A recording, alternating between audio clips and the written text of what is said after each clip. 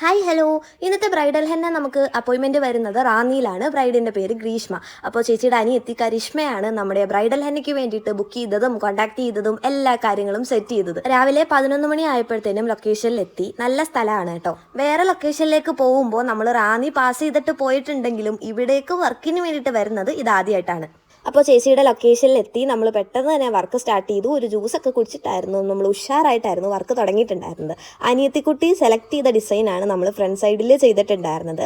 ഇതാണ് രണ്ട് കൈയുടെയും front portion complete ചെയ്തപ്പോൾ ഉള്ള ഫൈനൽ ലുക്ക്. അപ്പോൾ ഈ ഡിസൈൻ ഇഷ്ടമായെങ്കിൽ ജസ്റ്റ് ഒന്ന് കമൻറ്റ് ചെയ്തിരിക്കണേ. നല്ല ഒരു ഊണൊക്കെ കഴിച്ചു നമ്മൾ ബാക്ക് സൈഡ് ഡിസൈൻ ചെയ്യാൻ വേണ്ടിയിട്ട് തുടങ്ങി. ചേച്ചി ഇപ്പോൾ ആദ്യം ഉറക്കത്തിലായിരുന്നു കേട്ടോ. ബാക്ക് സൈഡ് നമ്മൾ ചെയ്തുകൊണ്ടിരുന്നപ്പോൾ അങ്ങനെ നമ്മൾ ഫ്രണ്ട് സൈഡും ബാക്ക് സൈഡും കംപ്ലീറ്റ് ചെയ്തപ്പോഴത്തേനും വൈകിട്ട് ഒരു 4:30 ഒക്കെ ആയിട്ടുണ്ടായിരുന്നു. വർക്ക് കഴിയാറായപ്പോഴാണ് നമ്മുടെ കുഞ്ചുവിൻ്റെ എൻട്രി. ആരോ റൂം തുറന്നപ്പം നൈസിന് അതുവഴി കൂടെ ഇങ്ങനെ ഉള്ളിൽ കയറിയ ആള്.